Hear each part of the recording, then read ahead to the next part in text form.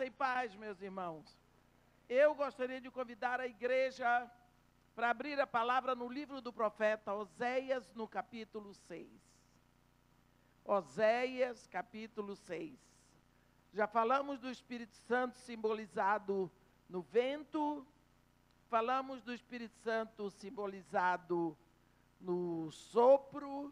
Hoje vamos falar do Espírito Santo simbolizado na chuva. E assim nós vamos estudando esse ano sobre essa pessoa querida que habita no nosso coração.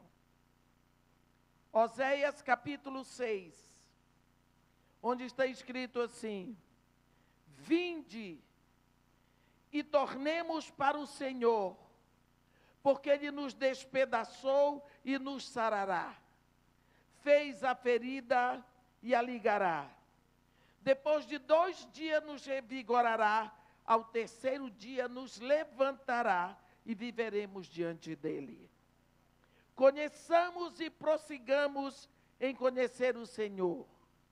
Como a alva, a sua vinda é certa, e descerá sobre nós como chuva serôdia que rega a terra. Amém.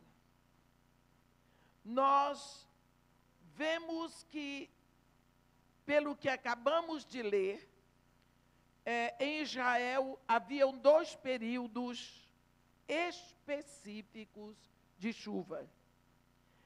A chuva de inverno, também chamada de chuva temporã, e a chuva serôdia, que é a chuva de primavera. Oséias está aqui apenas mostrando que essas chuvas representam o modo como o Senhor virá sobre aqueles que o conhecem. Nós sabemos que a redenção do homem foi uma providência que Deus tomou logo e que Deus expressou logo que o homem pecou. Deus não moveu uma palha, assim por assim dizer, para redimir anjos que pecaram. Mas quando se tratou do homem, imediatamente Deus planejou a sua redenção. Essa redenção, planejada por Deus, trazida no Filho, ela é aplicada através do Espírito Santo. Muitas vezes esquecemos disso. Esquecemos de dar ao Espírito Santo o seu lugar na igreja. O ministério do Espírito Santo é o ministério que vem corroborar o trabalho redentor de Jesus Cristo. Não podemos esquecer que Jesus disse para os seus discípulos: não saiam da cidade, antes que do alto sejais revestidos de poder. Seguramente eles disseram como? Ele disse: recebereis poder quando vier sobre vós o Espírito Santo. Aí então sereis meus testemunhas em toda Jerusalém e na Judéia, em toda Samaria e até os confins da terra. Então, todo o trabalho da igreja não existiria se não tivesse vindo o Espírito Santo. Esses discípulos ficaram esperando 10 dias de oração. Eles esperaram. E no dia de Pentecostes, o Espírito desceu. Foi a inauguração da igreja. E assim, desse jeito, a vinda do Espírito Santo também estava dizendo para os discípulos que Jesus Cristo tinha sido coroado no céu. Deixa eu dizer, vocês lembram naquela festa de tabernáculos, quando o sacerdote vinha, tinha um palanque armado e embaixo só areia. E o sacerdote vinha todo paramentado, subia no palanque, pegava um cântaro vazio, botava nas costas. É uma coisa seríssima, porque o sacerdote estava muito bem vestido. E ele ia até o tanque, o povo atrás dele, gritando, clamando, gritando aleluia. e ele enchia o cântaro de água e voltava. Aí quando ele subia no palanque, ele derramava aquela água na terra seca, simbolizando o fato de Deus ter suprido, ou desculpem, saciado a sede de Israel no deserto. E quando Jesus viu aquele povo gritando, gritando, sem saber porquê, Jesus se levantou. A Bíblia diz, no último dia, o dia da festa, Jesus Cristo se levantou e gritou: quem tiver sede, venha a mim e beba.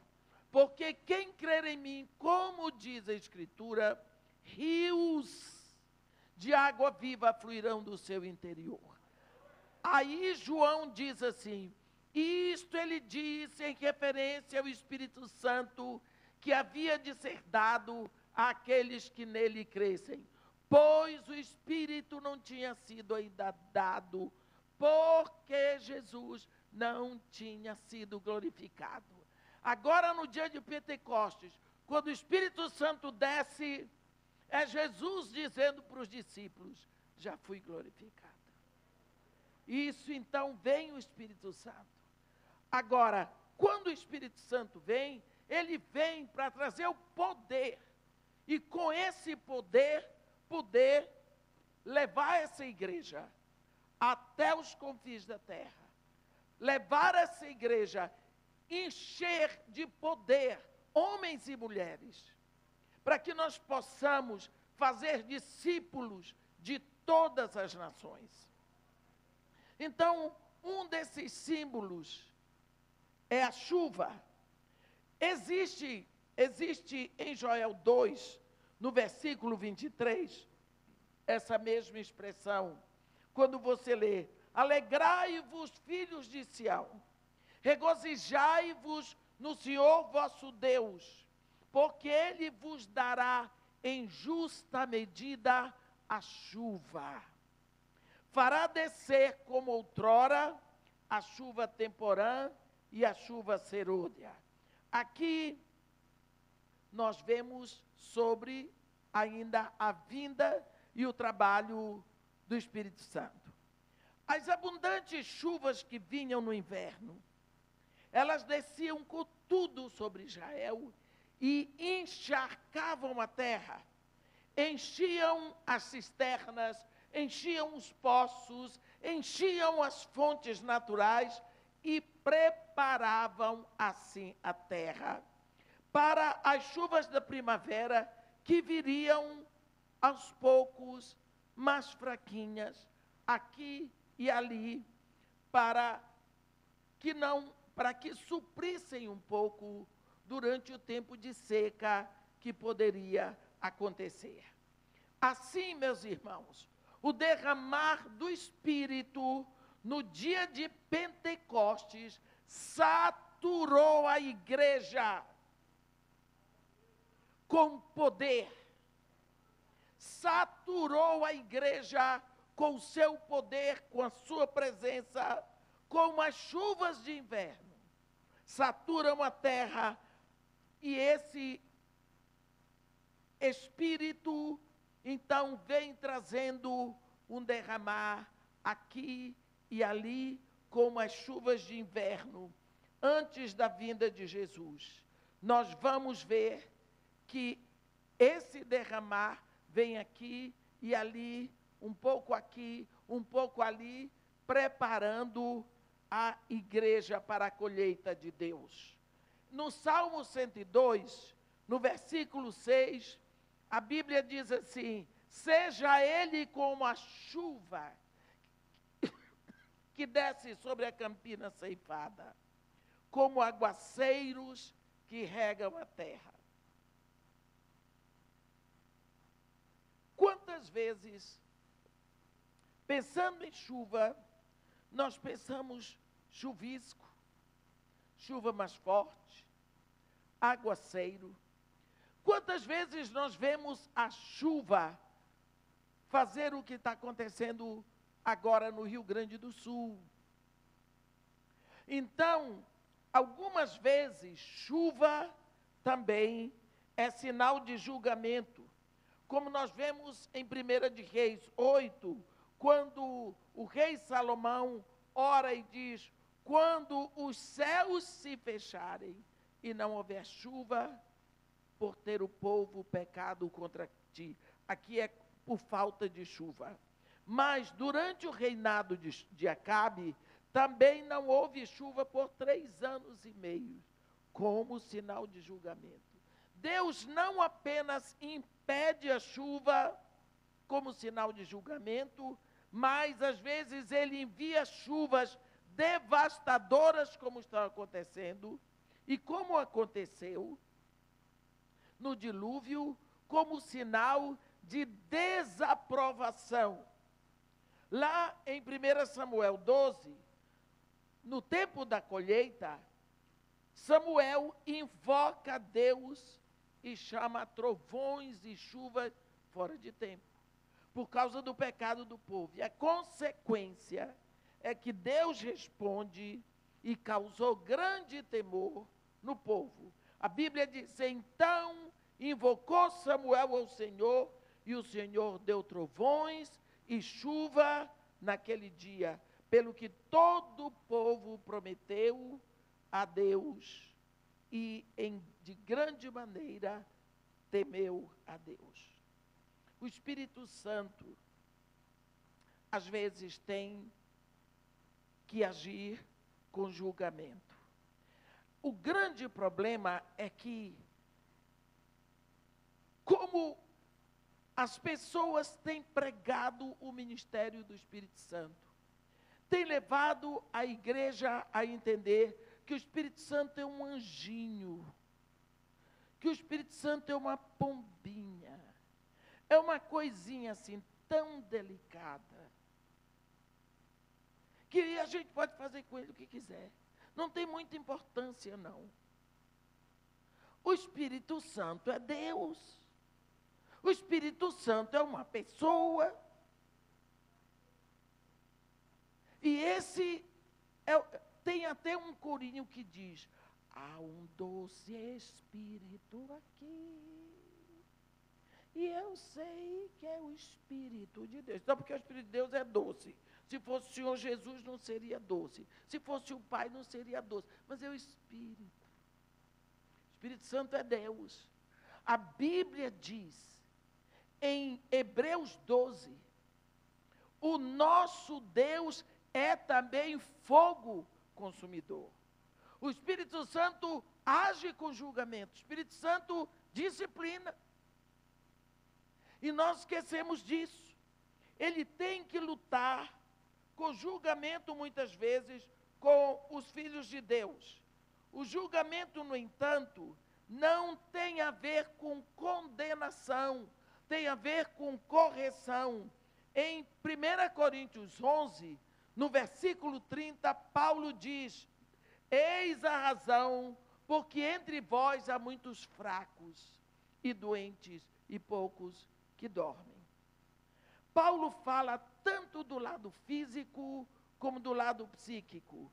É horrível você pensar que a pessoa de Deus habita dentro de você pelo seu Espírito. E se ele habita, ele mora, ele fica. E você, com todo esse conhecimento, ir para frente de um computador, ver imoralidade. Acha que o Espírito Santo nessa hora é cego? Será que isso não é um pecado gravíssimo? Você vai levar Deus para um pátio de imoralidade consciente, porque você diz: o Espírito Santo habita dentro de mim. O Espírito Santo é Deus e é santo. E como é que você pode levar esse Espírito a lugares onde você não levaria sua filhinha? Mas o Espírito Santo tem que aguentar. Será que nós não estamos confundindo as coisas? Será que nós estamos tendo a consciência do que nós fazemos? Quantas vezes nós precisamos lembrar? Eu tenho pedido para o povo, pelo menos, memorizar o capítulo 6 de Romanos. Esquecemos. das coisas que Deus faz. Sabemos perfeitamente que a chuva cai do céu, da forma como o Espírito veio. Eu não sei, meus irmãos, se vocês já prestaram atenção a uma coisa esquisita. Quando você olhar a Bíblia e ver que Deus está fazendo uma coisa bem esquisita, pare. Porque aquilo que é esquisito, Deus explica para você pelo Espírito Santo. Por exemplo, quando Deus fez o homem, Ele disse, agora façamos o homem. Não é? E Ele pegou do barro da terra. A Bíblia diz que Deus ainda não tinha feito chover sobre a terra. Mas do solo subiu uma leve neblina que umedeceu o solo. Então Deus fez o homem. Depois soprou no homem e o homem ficou vivo. Tudo bem. Mas quando Deus foi fazer a mulher, por que é que Deus não fez do mesmo jeito? Deu certo. Adão andava, Adão falava, Adão respirava, Adão comia, tudo direitinho. Por que é que Deus mudou o método drasticamente? Botou o pobre do Adão para dormir. Abriu do lado, fez um rombo aqui.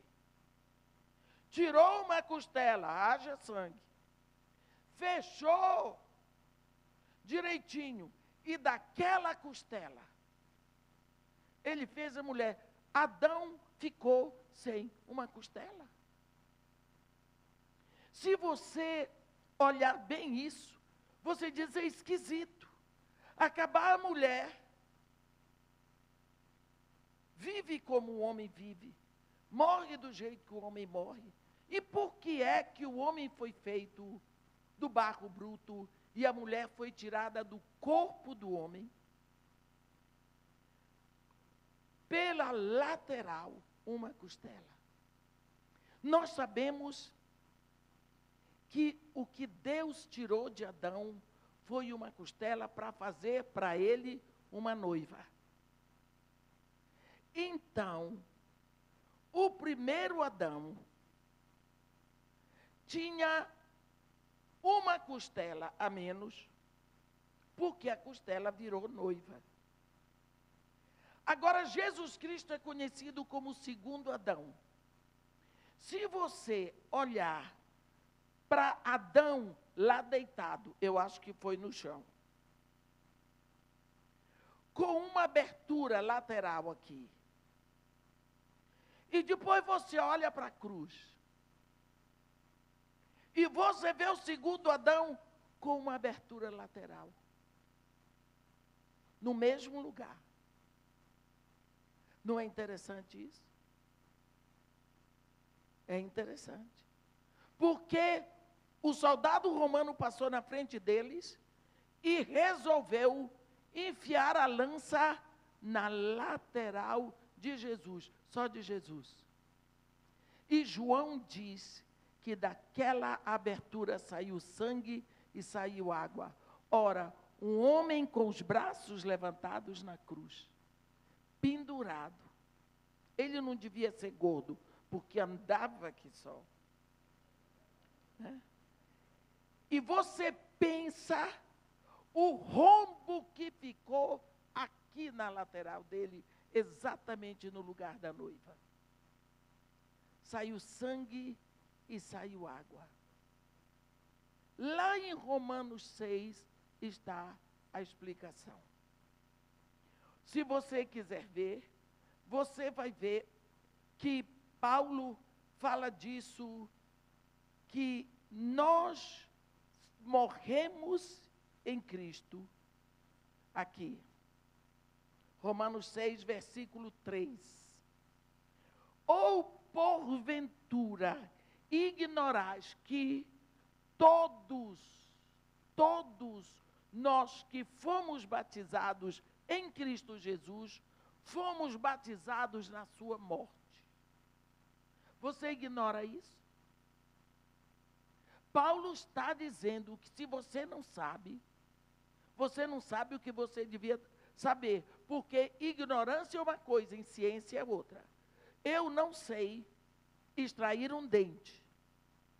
Isso é em ciência, eu não sou dentista. Mas se eu não souber pelo menos o nome dos 3 primeiros dos livros do Pentateuco, eu sou ignorante, porque eu tenho a obrigação de saber. Aqui Paulo está dizendo que se você não sabe que você foi batizada em Cristo, na morte de Cristo, então você é ignorante. Por quê? Batizar é imergir. João imergia as pessoas nas águas do Jordão. Jesus Cristo vem e nos imerge no fogo. Mas nós somos batizados em Cristo na sua morte. Por quê? Quando o soldado romano, ele enfia a lança na lateral de Jesus, ele estava morto. A Bíblia diz que saiu sangue e saiu água. O único jeito de você entrar nesse corpo de Cristo é pela lateral, porque você é a noiva, você é a igreja. Você tem que ocupar o seu lugar. O lugar da noiva é a costela. Então, quando você entra no corpo, você entra no lugar da noiva. Você é batizado na morte de Jesus.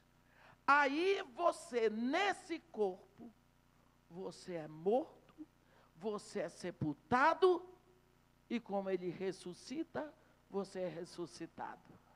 Isso Paulo diz com precisão aqui, olhe bem, Romanos 6,3, ou porventura ignorais que todos nós que fomos batizados em Cristo Jesus, fomos batizados na sua morte? Fomos, pois, sepultados com ele na morte pelo batismo, para que, como Cristo foi ressuscitado dentre os mortos pela glória do Pai, assim também andemos nós em novidade de vida. Porque, se fomos unidos com ele na semelhança da sua morte, certamente o seremos também na semelhança da sua ressurreição. Vocês entenderam? Por isso, nós precisamos ter essa consciência que se eu ressuscitei com Jesus Cristo, eu ressuscitei uma pessoa nova. Eu já sou produto da ressurreição. Se você olhar o capítulo todo de 6 de Romanos, você vai ver que eu não tenho que temer a morte, já morri, já era. Eu tenho vida eterna. Então, preciso ter consciência daquilo que eu sou. E por isso, esse Espírito de Deus vem fazer a habitação em mim.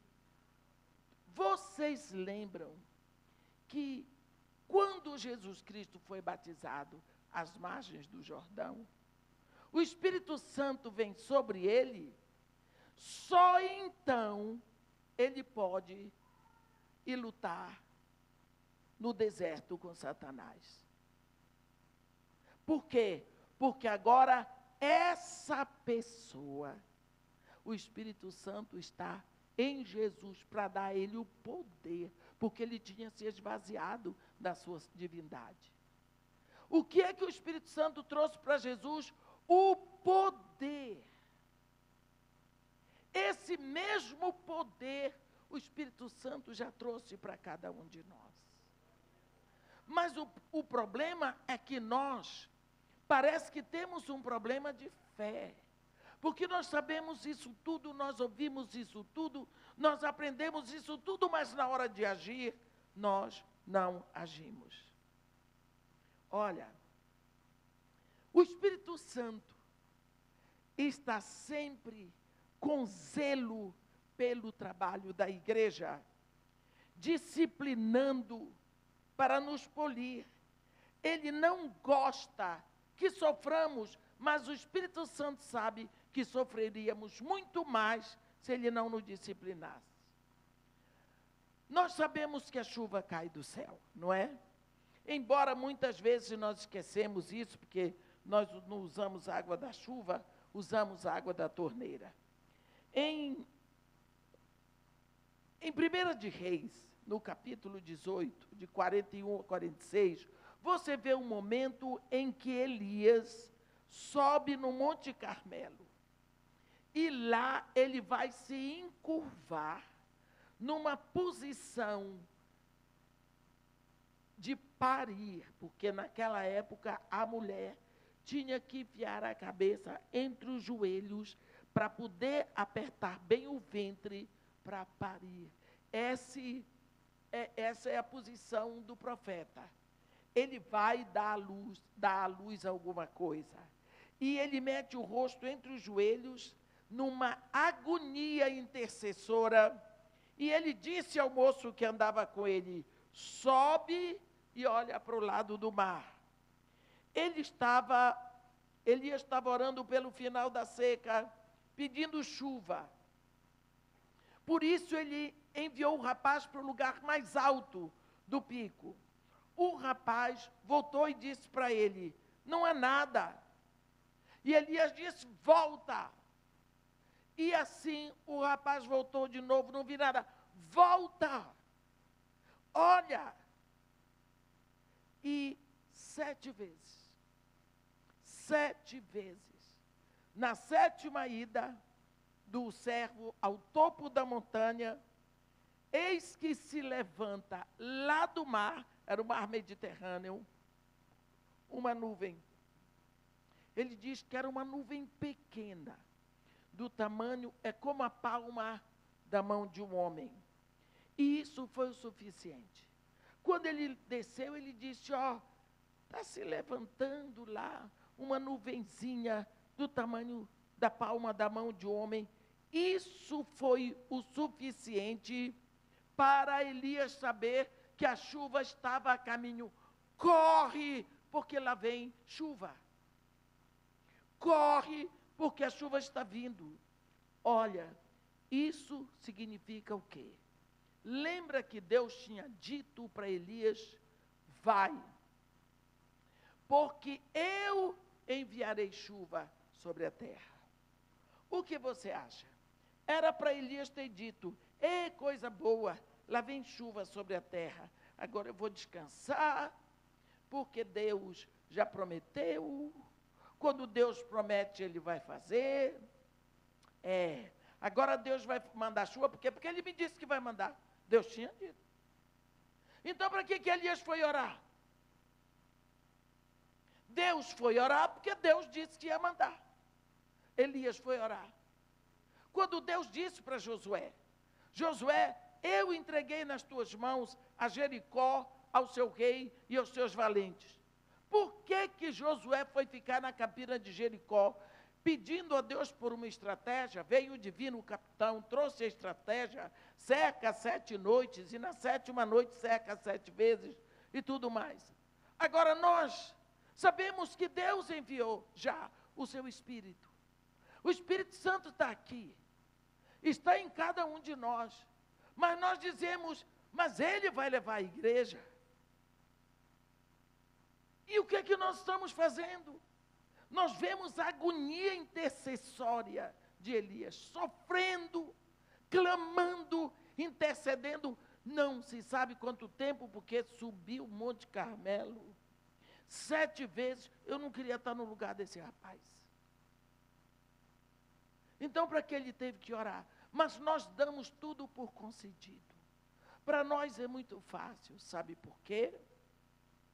Porque quando nós negligenciamos a presença e o trabalho do Espírito Santo, isso vai produzir uma igreja como a igreja de Laodiceia, que é o momento que nós estamos vivendo.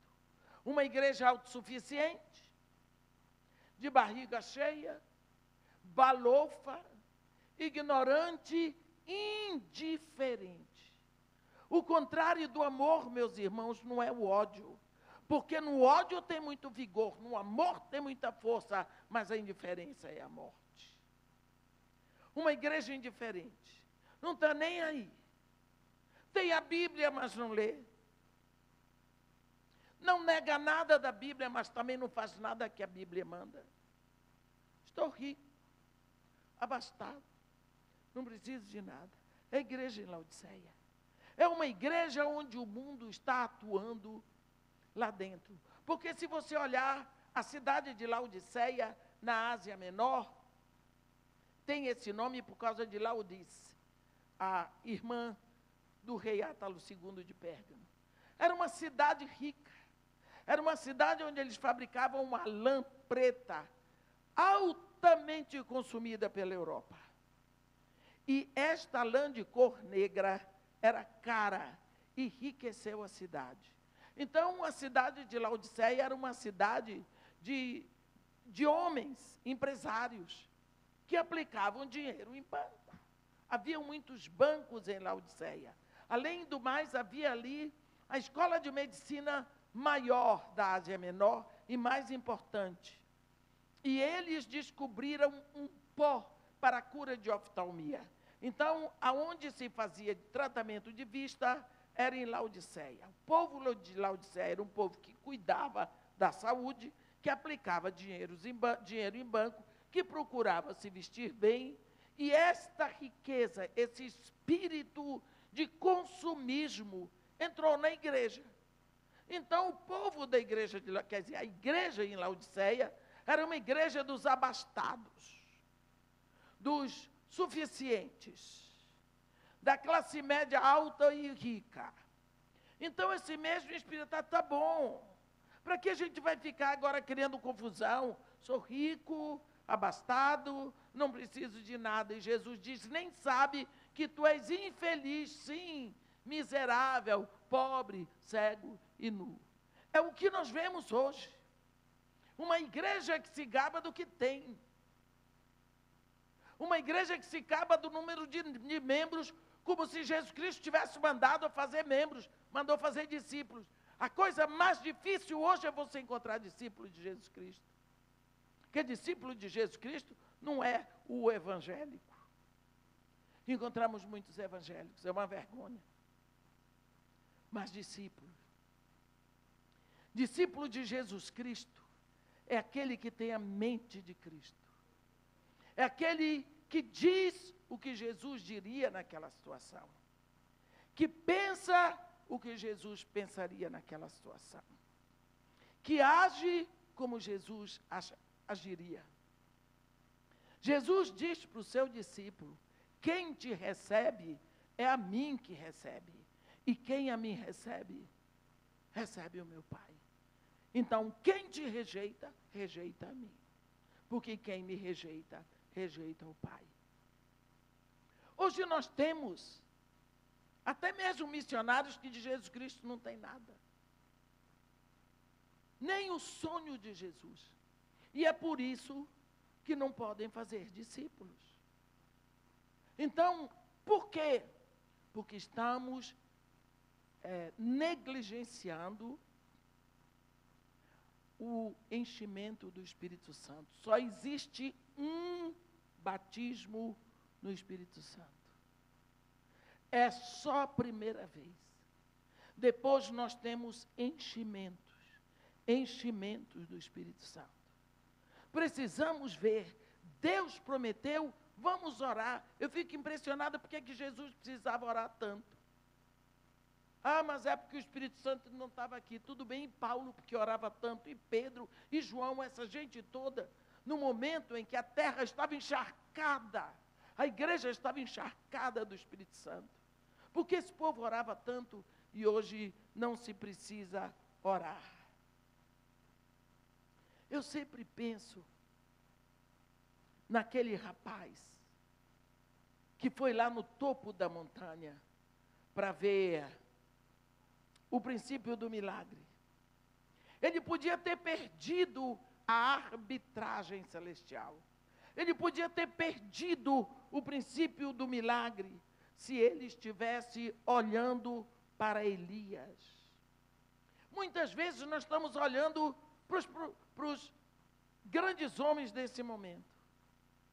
Mas nós esquecemos de uma presença infinitamente maior que está em nós. Ah, mas irmã, senhora sabe como é, eu sou pequeno, isso daí é balela. Porque no momento em que o Espírito Santo habita em você, não tem um discípulo maior do que você. Se você lembrar de um homem chamado Ananias, Ananias é mencionado uma única vez na Bíblia. Lembra de Ananias? Lá, de quando Paulo ia no caminho para Damasco, que ele teve um encontro com Jesus no caminho, ele ficou cego. No versículo 10 do capítulo 9 diz assim: ora, havia em Damasco um discípulo chamado Ananias. Disse-lhe o Senhor numa visão: Ananias. Ao que respondeu: eis-me aqui, Senhor. Então o Senhor lhe ordenou: dispõe-te e vai à rua que se chama Direita, e na casa de Judas procura por Saulo, apelidado de Tarso, pois ele está orando. E viu entrar um homem chamado Ananias e impor-lhe as mãos para que recuperasse a vista. Ananias, porém, respondeu: Senhor, de muitos tenho ouvido a respeito desse homem, quantos males tem feito aos santos em Jerusalém, e para que trouxe a autorização dos principais sacerdotes para prender. Jesus disse: vai, porque isto é para mim um instrumento escolhido para levar o meu nome perante gentios, reis, bem como pelos filhos de Israel. Versículo 17. Então Ananias foi, e entrando na casa, impôs sobre ele as mãos, dizendo: Saulo, irmão, o Senhor me enviou a saber, o próprio Jesus, que te apareceu no caminho por onde vinhas, para que recuperes a vista e fiques cheio do Espírito Santo.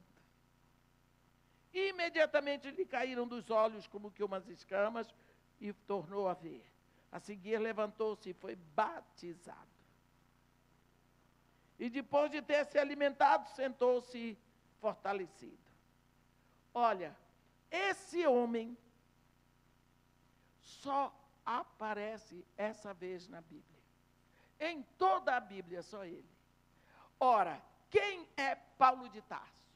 O grande apóstolo dos gentios. Agora, Jesus Cristo encontrou ali mesmo um discípulo. Discípulo. Apareceu para ele, disse: vai. Ele sabia quem era Jesus, foi e aconteceu. Fosse hoje, Paulo de Tarso vai ser o grande homem. Vamos procurar onde tem um discípulo para mandar aqui, porque olhando em volta não tem ninguém. E porque o homem é tão importante, vamos chamar um homem assim, grande, da igreja, uma pessoa importante. Não tem isso com o Espírito Santo. Jesus Cristo pegou o mais próximo, o discípulo. A Bíblia diz, é interessante que diz: havia em Damasco um discípulo. Eu gosto disso. Será que existe aqui em Petrópolis? Existem quantos discípulos? Não sabemos. Mas olha, para haver discípulo em Damasco, chamado Ananias, e Jesus falou com Ananias. Nós dificultamos muito as coisas, porque nós pensamos ao contrário do Espírito Santo e achamos que tem melhores e maiores e menores. Não tem. É discípulo, é tudo igual. Também ainda vemos que a chuva vem de cima. E sabemos que a chuva cai de forma harmoniosa e não em blocos, como se ela fosse derramada de baldes. Ela vem direto. Quando menos se espera, mas existem fatores aqui na Terra que determinam, especialmente quando nós estudamos meteorologia, nós aprendemos que a água sobe sob forma de vapor. E quando chega lá nas camadas mais altas, há um choque de temperatura entre esse vapor d'água que subiu e outros vapores. Então, essa água que sobe da terra, quando ela tem o choque de temperatura, ela é transformada em água novamente, porque ela era água, e ela desce em forma de chuva. O que significa que a chuva que está descendo, a água que está descendo, ela já subiu. A mesma coisa com a chuva do Espírito Santo. Quanto mais eu estudo sobre avivamento, eu me conscientizo que o avivamento vem depois de algum tempo de preparo. O avivamento não acontece de forma fortuita. Na América do Norte, em meados do século XVIII, no país de Gales, a mesma coisa. Em Lapa, em 1904, naquelas ilhas distantes das Ilhas Hébridas, diante da Escócia, longe da costa oeste da Escócia, na África do Sul, em todos esses lugares, antes que houvesse um avivamento, houve um tempo de oração forte, fervorosa, oração apaixonada, agonia de corações, lágrimas de espíritos em expectativa. A chuva do Espírito cai de acordo com o desenho de Deus. Cai sim, mas de acordo com o desenho de Deus. Foram tantas as histórias que eu ouvi no país de Gales, quando eu estive lá, e o pessoal me falava ainda do avivamento. Eu estive nessas cidades, em Enniskillen, lá, Maguire Bridge, na Irlanda do Norte. Eu estive nas Ilhas Hébridas para estudar, para ver essa questão de avivamento. Nos Estados Unidos, a gente vê que tem um tempo de muita oração. Eu sei e nós sabemos que Deus ia enviar o seu Espírito.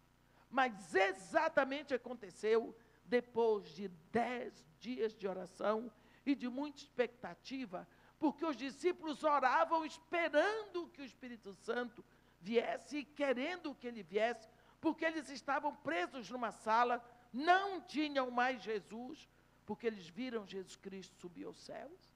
Eles achavam, agora nós vamos orar ou vamos orar. Porque o Espírito Santo ainda não tinha descido, e Jesus Cristo já tinha subido. E os judeus queriam arrebentar com eles. Então eles ficaram 10 dias orando. E depois disso, vem o Espírito Santo. Nós vemos que Deus quer avivar. Nós sabemos que o Espírito quer encher mais. Você vê a resposta de Deus à oração de Salomão. Se.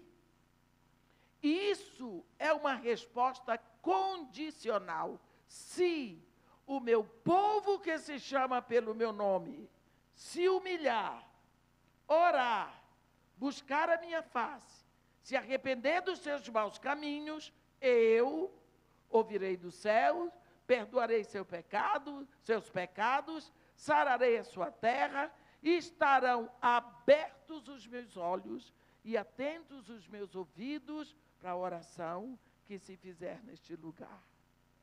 Não sei o que está acontecendo com a igreja no Brasil, mas eu tenho fé de que Deus está operando uma grande maravilha nessa nação. E se for preciso, o Espírito Santo vai fazer mais, vai levar a igreja a chorar.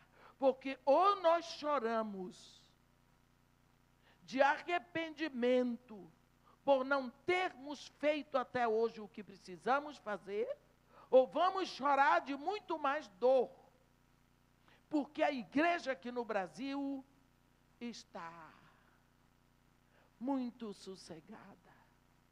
Sabe, quando o profeta Amós diz: e vós, vacas de Bazã, que dizei aos vossos maridos, dá cá e bebamos.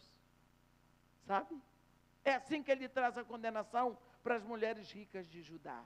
Bazã é uma região do sul de Judá, onde tem os melhores pastos. E as vacas de lá, tem barriga cheia, tem o pelo, o couro roliço, brilhoso, elas comem bem, tem fartura de água. E é assim que ele compara as mulheres ricas. Vós, vacas de Bazã. Fosse hoje, ele dizia, vós, peruas da Zona Sul, dos jardins, do Quitandinho. Porque nós estamos, quem quiser que se dane. Eu não vou para aquele lugar porque tem muito cracudo. Outro dia eu passei numa igreja, porque eu estava voltando de uma outra igreja e vim de Uber. Me lembrei que eu tenho uma amiga que estava lá, e que ela não tem carro, e estava chovendo. Então eu disse, eu vou passar na porta da igreja dela, porque o culto está terminando. Se eu dou uma carona para ela. Passei lá, fiquei surpresa. Tinha um homem na porta, com a blusa preta, outro lá embaixo. Eu pedi para o rapaz do carro, dá uma paradinha. Mas quando eu vi o culto não tinha terminado, eu não ia perturbar o culto. Fui embora, depois liguei para ela. Ela disse, eu disse, quem são aqueles homens? São os seguranças da pessoa que estava lá pregando. Eu disse, o quê? Segurança? Que maluquice é essa? Essa mulher tem síndrome de celebridade. Porque ela não é celebridade coisa nenhuma. Mas tudo bem. Me perdoa que eu abri a boca, não devia ter aberto. Ela disse, Eu disse, precisa de segurança? Ela disse, não. É porque ela tem medo, porque ali perto tem uma favela. E podem vir os gays, as prostitutas, os travestis. Eu parei e disse para ela, escuta aqui. E se as prostitutas vierem na porta da igreja, os travestis, os gays, o que é que os seguranças vão fazer? Eles vão expulsar? Eles não vão deixar entrar? Eu vou para a porta da igreja botar cartaz contra vocês. Porque esse povo precisa de Jesus Cristo. Esse é o povo que Jesus Cristo está chamando. Esse é o povo pelo qual Jesus foi lá na cruz. Porque vocês estão dentro da igreja, já rejeitaram Jesus Cristo há muito tempo. Quando vocês se acham melhores do que as prostitutas, melhores do que os gays, melhores do que os travestis, melhores do que os cracudos. O que é isso? Que igreja é essa do século 21? Está proibida a entrada de prostituta. Que coisa! Que coisa! Vocês já viram? Parece que nós não entendemos nada do Evangelho. Uma das melhores coisas, meus irmãos, a respeito da chuva, é que a chuva é livre. A chuva é livre, como o vento é livre. Jesus Cristo abriu a boca e disse para Nicodemos, o vento sopra onde quer. Glória a Deus. A chuva cai onde quer. Assim é o Espírito. O Espírito sopra. O Espírito enche. O Espírito vem sobre quem Ele quiser. Nós pagamos pela água que usamos, mas chuva ninguém compra. Nós vemos, às vezes, orações tão bonitas e tão sem significado. Você vê Paulo e Barnabé, lá em Atos, ele lembra ao povo que Deus nunca tirou o seu testemunho. Em Atos 14, no versículo 17, ele diz: contudo, não se deixou ficar sem o testemunho de si mesmo, fazendo o bem, dando-vos do céu chuvas e estações frutíferas, enchendo o nosso coração de fartura e alegria. Eu gosto quando Paulo diz, dando-vos do céu chuva. A Bíblia diz que no dia de Pentecostes, eles ouviram um som do céu, como um vento, o som de um vento impetuoso. Só Deus produz a chuva.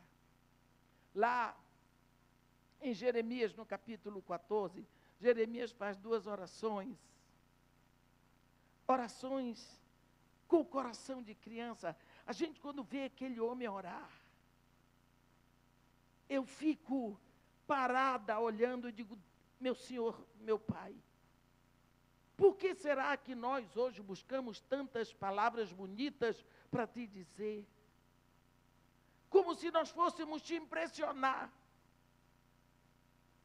Você vê no capítulo 14, quando Jeremias está dizendo para Deus assim, fica com a gente, não vai mais embora, porque no Antigo Testamento, o Espírito vinha, enchia um profeta e voltava. Ele não podia ficar, porque Jesus não tinha sido glorificado. Então o Espírito vinha, enchia o profeta e ia embora. E Jeremias diz para Deus, ó esperança de Israel e Redentor seu no tempo da angústia. Porque serias entre nós como estrangeiro que passa, ou como viandante que se desvia para passar a noite. Você vê que coisa linda, como é que se ora com tanta intimidade, com tanta pureza de coração. Agora você quer ver, no versículo 22, aqui mesmo em Jeremias 14, ele diz assim para Deus, acaso haverá entre os ídolos dos gentios algum que faça chover? Ou podem os céus de si mesmos produzir ou dar chuvas? Não és tu somente, ó Senhor, nosso Deus, o que fazes isto? Portanto, em ti confiamos, pois tu fazes todas essas coisas. Eu fico tão emocionada, meus irmãos, quando eu vejo esses grandes homens de Deus, falando para Deus com tanta simplicidade. E Deus os abraça.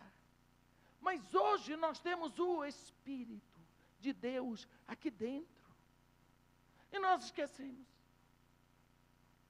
A chuva é um presente de Deus para o mundo sedento.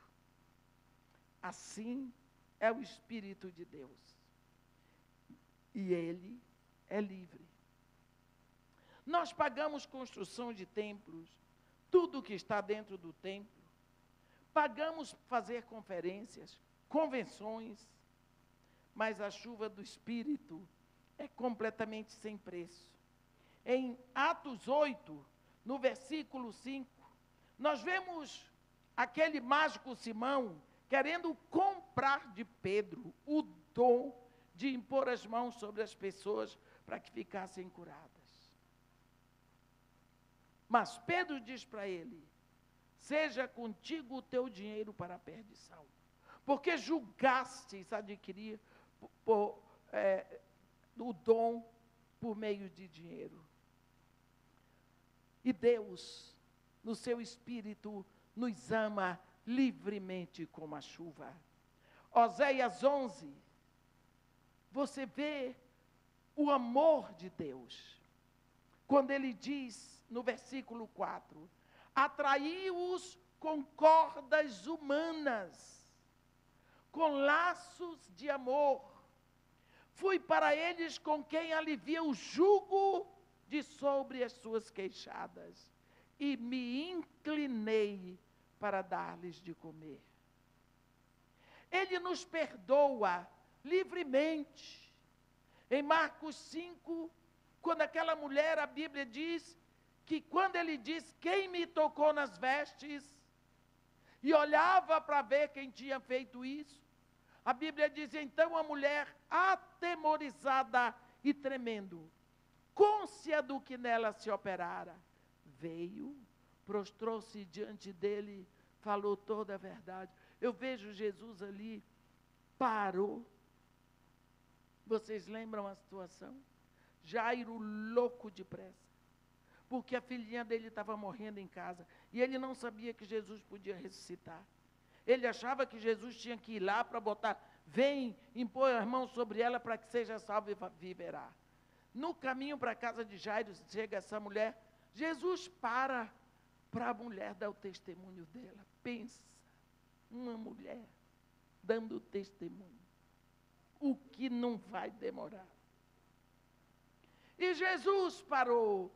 E a Bíblia diz, então a mulher, atemorizada e tremendo, cônscia do que nela se operara, veio, prostrou-se diante dele e contou-lhe toda a verdade. E Jesus, e o Jairo, agoniado. Daqui a pouco vem alguém e diz, Jairo, não incomoda mais, mestre, não, tua filha já morreu. Eu ouço o homem, a dor de um pai que recebe uma notícia dessa, ainda mais sabendo que foi culpa da mulher. Jesus diz, filha, vai-te em paz, fica livre do teu mal. Virou para o Jairo, não temas, crê apenas. E foi para a casa de Jairo. Gente, nós vivemos um nível muito mais superior do que esse. Jesus Cristo já foi, deixou o trabalho prontinho, e o Espírito Santo veio para corroborar. Agora ele anda dentro da gente. Que coisa, fez de nós templo do Deus vivo. Ele nos justifica livremente. Como está escrito em Romanos 3, no versículo 24, sendo justificados gratuitamente, mediante sua graça, mediante a redenção que está em Cristo Jesus. Ele nos convida a beber da água da vida livremente, como está lá em Apocalipse 21, no versículo 6.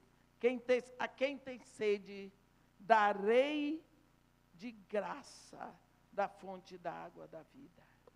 Ele também diz, se de graça recebemos, de graça devemos dar. Uma vez que nós recebemos de graça o Espírito, nós devemos anunciar a palavra para que outros recebam. A chuva alimenta. Você imagina um campo sem chuva, o campo está todo plantado, mas não acontece nada.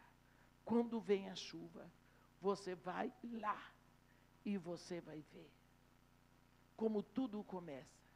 Como está escrito em Isaías 44, o homem planta o pinheiro e a chuva o faz crescer.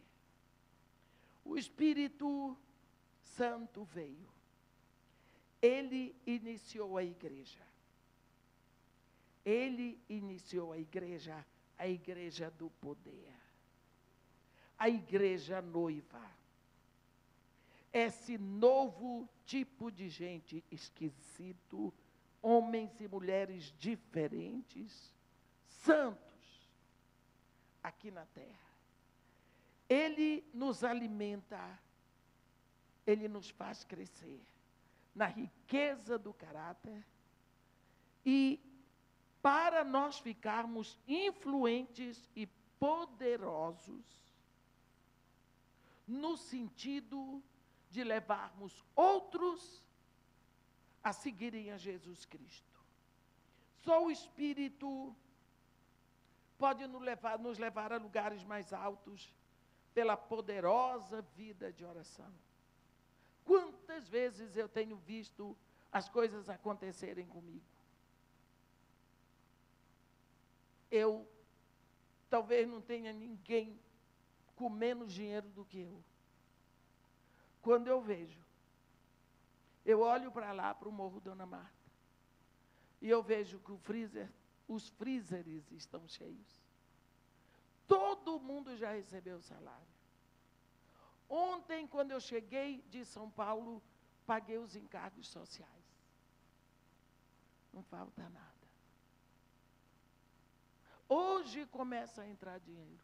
De novo, gastei tudo. Mas eu não gastei, eu usei. Não dá para pensar em outra coisa. Semana passada foi o meu aniversário. E eu tive uma surpresa. Meu Pai do céu me deu um presente. Eu preguei terça, quarta e quinta de manhã em Águas de Lindóia, em Serra Negra, um congresso da Comunidade da Graça. Só para mulheres de pastores e para líderes, mulheres. Aí, eu desci depois do almoço para São Paulo, para lá para Vila Carrão, para o pessoal da Igreja Batista Memorial de São Paulo, e me pegar lá para eu pregar. Nas minhas contas, eu pregaria quinta-feira à noite, sexta, sábado, domingo. Domingo são 3 cultos na igreja. Sábado era o dia todo, que era congresso de mulheres. Mas exatamente naquela quinta-feira era meu aniversário. E eu pensei, que aniversário, hein, Papai do céu? Prego a manhã toda, almoço, desço, e de noite vou pregar de novo. Mas eu vou dormir com o Senhor. Quando eu cheguei lá, me levaram para a casa do pastor Eduardo. E eu estou sentada com ele, com a esposa dele, me chamou, fez um café para mim, e nós sentamos na mesa. Eu disse para ela, que horas nós vamos para a igreja? Ela disse, que igreja? Eu vi assim, tchum. Aí eu ri para o lado e disse, o senhor está aprontando. Ela disse, irmã Edmeia, hoje é para a senhora descansar. Mas eu ri. Porque foi uma surpresa. É o único dia do ano que eu não preguei, a única noite. Exatamente, eu disse para ela, minha filha, esse é meu presente. Bota mais uma xícara de café. Porque era o meu aniversário. Ele me deu de presente uma noite, fui para a cama às 7 horas da noite. Você pode não dar muito valor a isso, mas para mim, o que mais ele podia ter me dado? O que mais? Além de uma cama e um colchão para abraçar, às 7 horas da noite. Então, é isso que eu digo. O Evangelho é tão simples. A fé é tão simples. O nosso relacionamento com Deus é tão simples. Por que ficamos pedindo e buscando coisas fantasmagóricas? Por que queremos tantas coisas difíceis? A fé é muito simples. O Espírito Santo vai nos suprir do necessário. Ele supre as nossas necessidades, não as nossas vaidades. Quando nós olhamos a terrível seca espiritual que existe em algumas nações, qual é a nossa reação? Será que você não chora? Gente, tem uns 10 dias que eu fiquei tão maravilhada. Eu estava em Rondônia, eu fui pregar para um café da manhã de pastores, haviam muitos missionários, e eu estava com um grupo do pessoal de Asas de Socorro.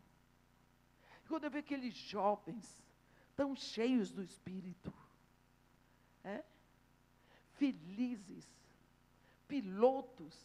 pilotando aqueles aviões pequenininhos, hidroaviões, pousando naqueles rios da Amazônia para levar comida, remédio, o Evangelho, para transportar pessoas doentes, para amar, para anunciar Jesus, para batizar nas águas do rio Madeira. eu disse, Senhor,